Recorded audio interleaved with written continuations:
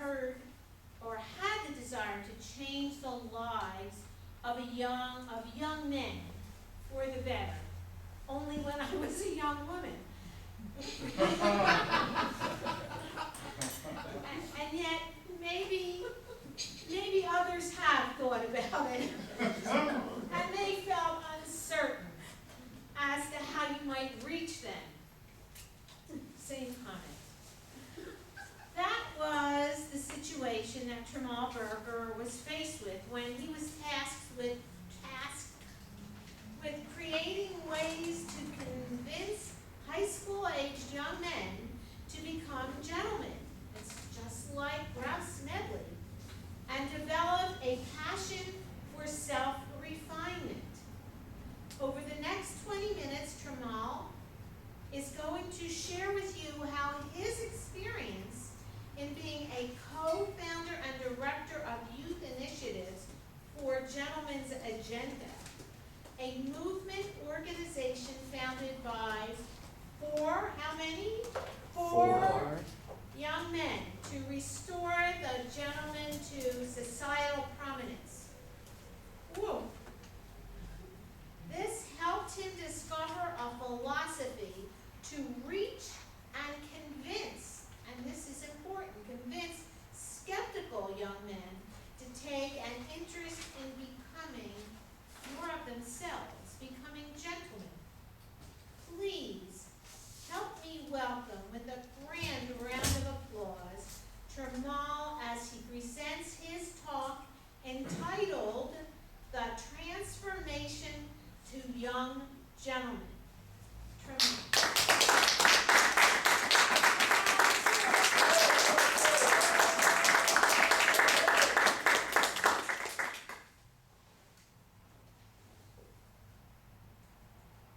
The date was April 16th, 2012. And the gentleman had been waiting for this moment for a very long time. And it came so quick.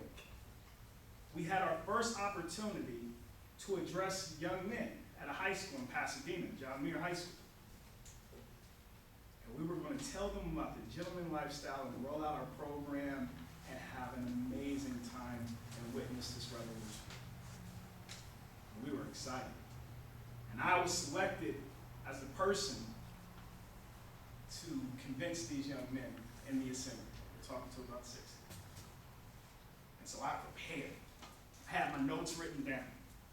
I worked on my notes and I recited the speech while I was cooking breakfast, when I wasn't cooking breakfast, before I went to sleep, and after I woke up. Anything you can imagine, I had the content ready, and I was confident. And then the day of the assembly comes, and I take center stage, and I see the look on the kids' eyes. And in that moment, I knew that all that preparation, everything that I had planned to say, wouldn't work. What does it take to connect with youth and young men? Today, you'll hear the 4 pivotal lessons that we at Gentlemen's Agenda learned in our pursuit to convince skeptical young men to take on a gentleman lifestyle. So who are we, Gentlemen's Agenda? Well, as our lovely host and MC said, we were founded by 4 young men.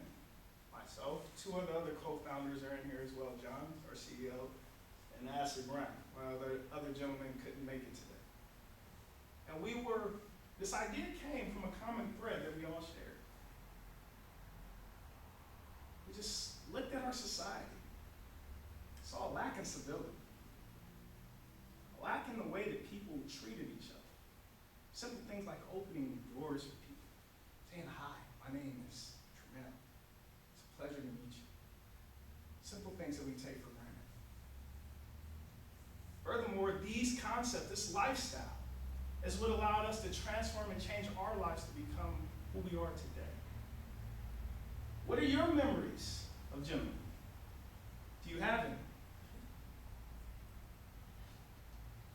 And we knew that we had a concept that our society was interested in, because if you talk to anyone, we bring up this concept, they agree. The gentleman has disappeared. I see a lot of you nodding your heads in agreement of fond memories. But what about our youth? What frame of reference do they have?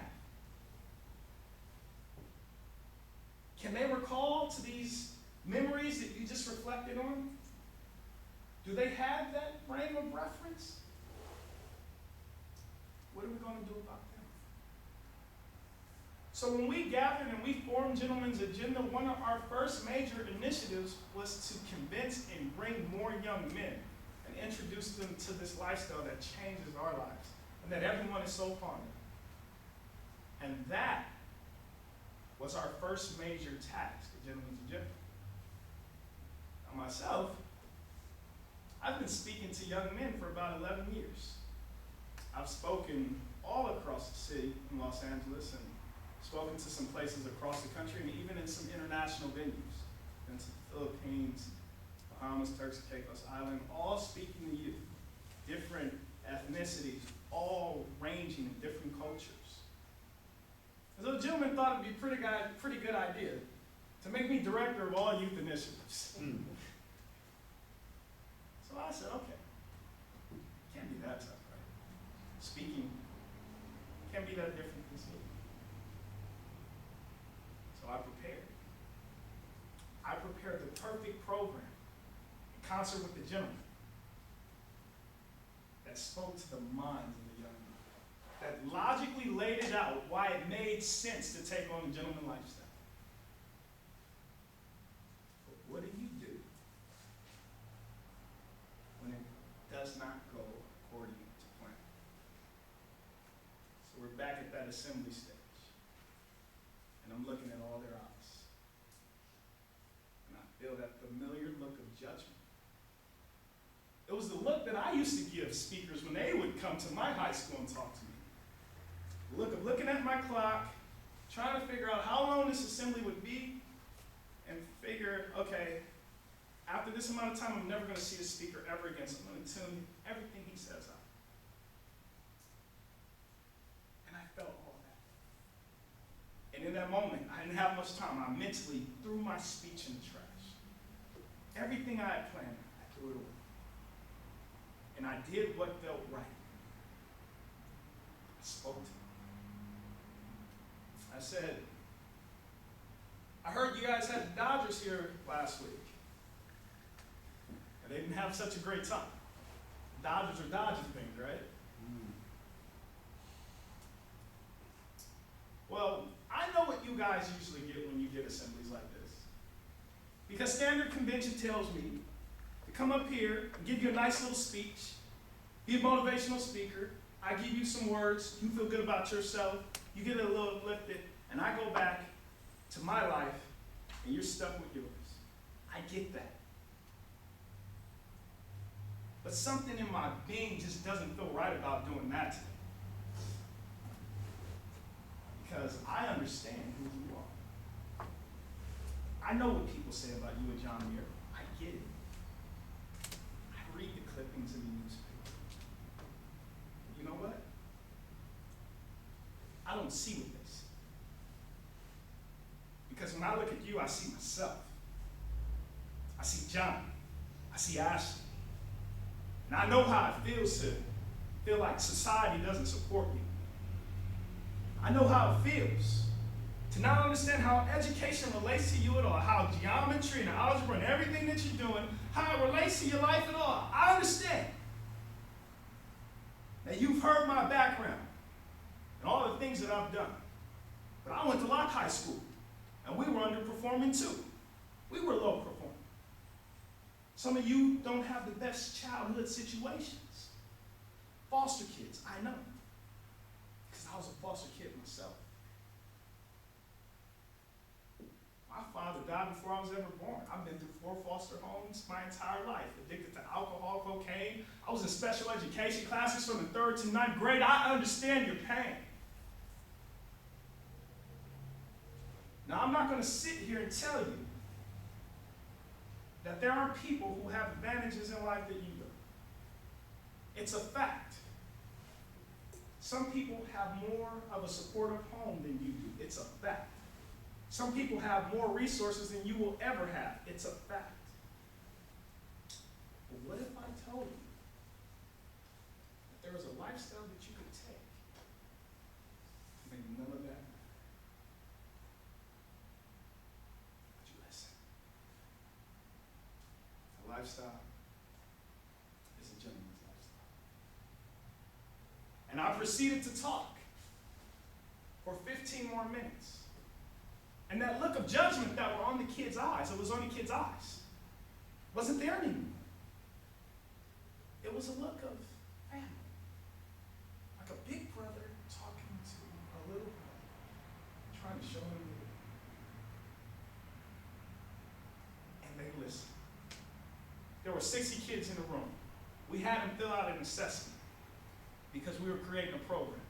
At the end, all 60 kids stood up in unison and went and filled out the form. This is in a school where they couldn't get the Dodgers to pay attention, where the Dodgers couldn't even hold their attention, where they told us before the meeting, Ashley and John will tell you, 2 days before we even had the meeting, don't be disappointed if they don't listen. Listen. And that's when we learned our first lesson in reaching and connecting with you.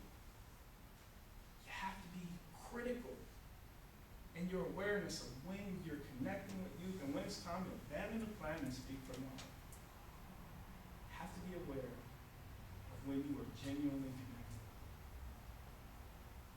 And so we look back at that assembly and we felt great because we did some tremendous things. We reached the kids, they filled out a nice little form. We felt good about ourselves. But then we had to ask a tough question. So, what caused it to change? How did we reach them? What did we do? Well, we spoke to their hearts. And that's where we learned the second lesson. The key to reaching and changing the activities and the actions of young men, it's not through the mind. It's through the heart. Well, we had one big problem. Remember that academy, that mentorship program that we told you we wanted to produce to make everyone gentlemen?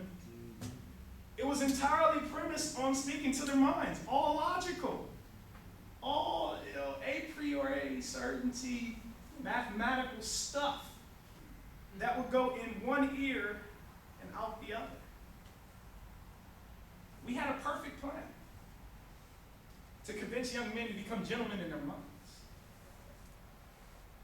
But what we needed to do was convince them to become gentlemen in their hearts. So how do you do that? Where do you go from there? Well, we went to our charter because we at Gentlemen's Agenda define a gentleman as one who possesses the passion to consistently better himself and those around him. Two things. Better himself and those around him. But think about it for a second.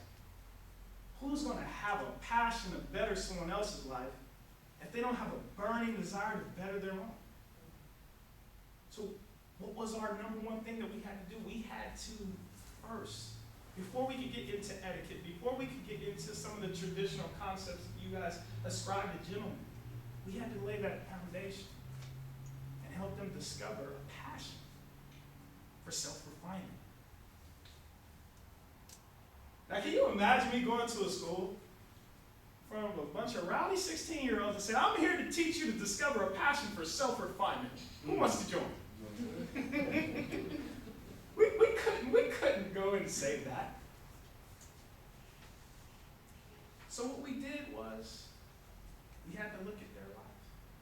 And that's when we discovered the third pivotal lesson, which is that if we wanted to reach kids, reach young men, we had to take the time to understand their life. When you were 16 or 15 years old, what are some of the things you were interested in? I need Evan, you want to give me a... You really don't want to. Give me one thing, man. Come on, you're on the spotlight. Oh man, when I was 16 years old, I was hoping I never got shot and stabbed again. Never got shot. So fear. He had some fears. Was anybody distracted by anything? Yes. Did anybody feel apathetic about anything? Yes. Well, those are the three things that we identify as barriers to self-refinement. Fear, apathy, and distraction. Those things are powerful, emotional.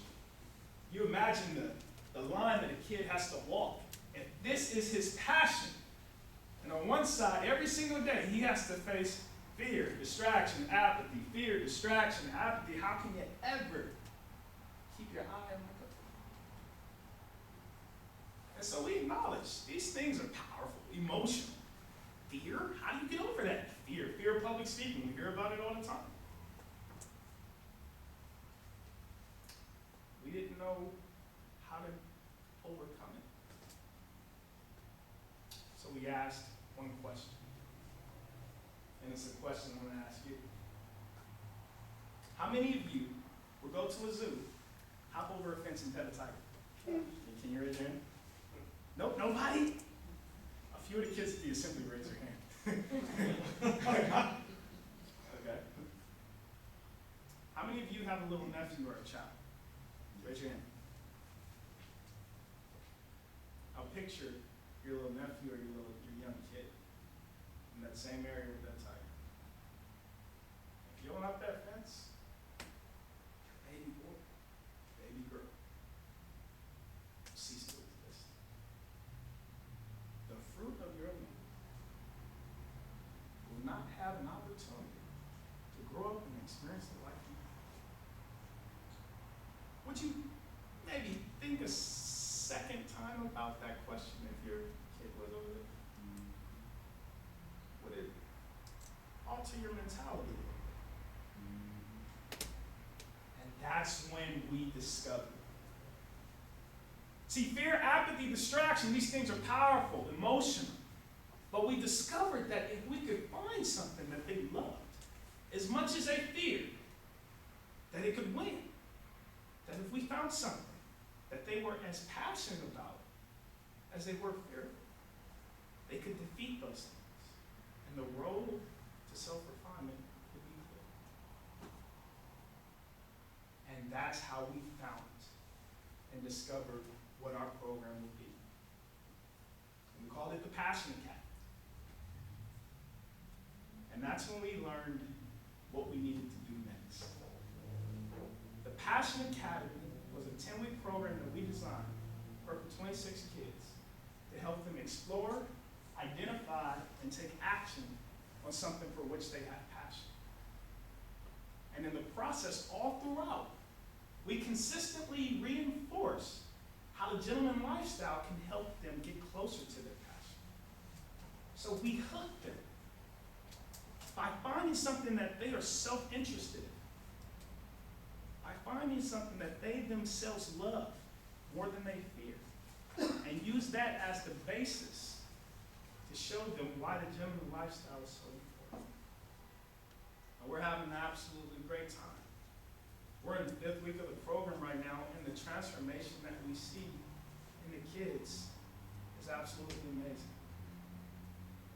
But one of the big things we discovered, and this brought us to our 4th pivotal lesson, was that we had to make everything about them. We couldn't go in there preaching and telling them this is what you should be a doctor, you should be a lawyer. That was the quickest way to let words go in one ear and out the other. We had to uncover what they were passionate about. We had to work with them through self-guided exploration to discover what they were passionate about. And that's what we learned in that 4th part. And so we had our work cut out for them. Because all throughout their lives, they've been told what they can't do, what they can't do, what they can't do. And for the first time in their lives, we're telling them, what do you want to do? had a magic wand, what would you do? The first week, we had them fill out a paper. We said, write down everything anybody told you you're ever good at. Okay, that's one. Write down everything that you feel like you're good at and you're interested in. That's another. And then I want you to write down everything that you dislike. We're trying to discover their passion from all different angles. And then we took them to the city. And we gave them a clipboard and a pen. And we just walked around the city. And we said, this is your city. Your pen is your agent of change. What would you change? And we spent hours walking through the city. Just to mine, trying to discover that passion, trying to discover that base so that they could continue. And now, we're moving forward on taking action on those goals. Taking action on those goals. I can see the transformation in some of the kids today. They started with a familiar look of distrust in their eyes. But today, there's a sense of belief, a glimmer of hope that wasn't there. One of the young gentlemen, Kenny Green, who's in our program, guy was very quiet, wouldn't say much, but he had this stature to him. And as we worked through the Passion Academy, I started working through the first and the second and the third week, we started to get to know him a little bit. Because in the first week, all he wanted to do was talk about basketball and how he wanted to play in the NBA. But by the second week, after we walked him through the city, we discovered that he loved order. And he wanted to rid the world of fearlessness. Pretty bright, a wide-ranging idea, conceptual idea, but he was passionate about that. And as we had him write down what he liked, what he disliked, what people told him he was good at as he walked throughout the city, there was a repetition in all of the things. There was about order, about discipline, about ridding fear of the world. And bingo, we discovered a root passion. And that root passion is what we tug at throughout the program with him. And that's how we keep him connected. That's how we keep him interested, because we found the source of his heart. And that's what we're doing with all the kids. We're just a conduit to pull out information from their soul that they don't know exists.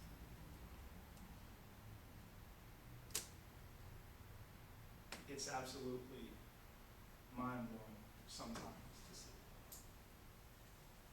The kids that were skeptical now have a lifestyle that's transformed our life. They have a lifestyle that took myself, a former illiterate foster kid, helped me get through college and get my bachelor's of science degree in architecture, and built the W Hotel and the NBC Universal Broadcast Center. It's that lifestyle that transformed my life. These kids have that now. The lifestyle that took Jonathan Gorski, CEO of Gentlemen's Agenda, drop out of college, but work and focus on his passion and become an event manager for one of the most venerated catering companies in all of Los Angeles. The gentleman lifestyle. That gentleman lifestyle that helped Ashley Bryan and his brother direct their first $1.5 million film and transform their life, and they were homeless before. That lifestyle.